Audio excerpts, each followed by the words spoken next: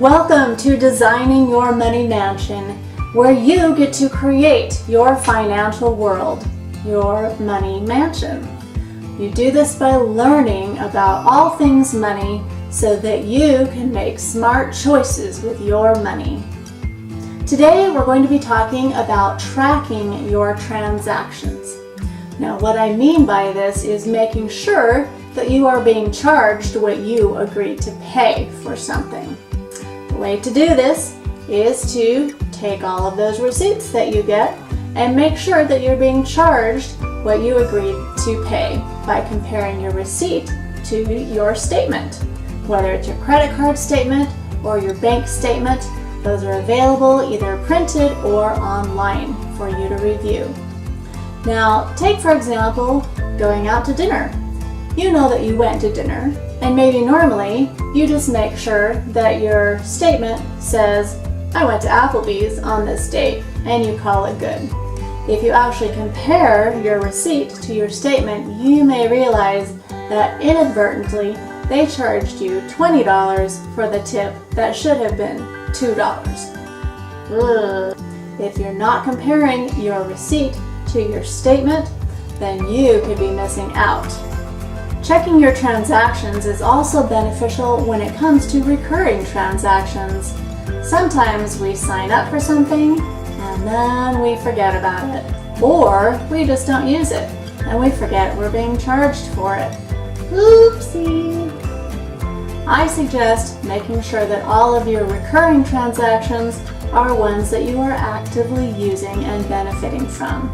If you're not, then you need to stop that ASAP. Also, this is very important for fraudulent charges. And usually the only way that you know you are getting fraudulent charges is to check your transactions.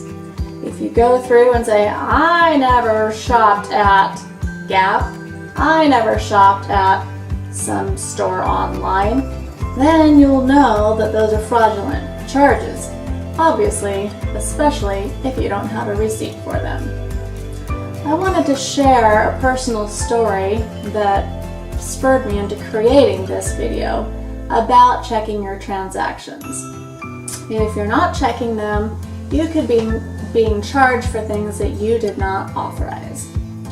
For example, I purchased a trial for a product online. I thought it was supposed to be a one-time charge, but what I didn't realize was that they were charging me every month for this product. I didn't realize that I was being charged until the second month's charge, and by that time, the first month's charge was outside of their refund date. Embarrassing!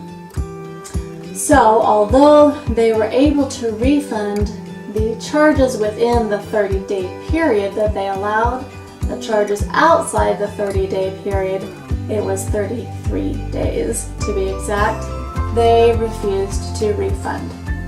Luckily, my credit card company was able to credit that for me and perform an investigation. But who wants to go through all of that? Just check your transactions. And look, here's me telling you, check your transactions.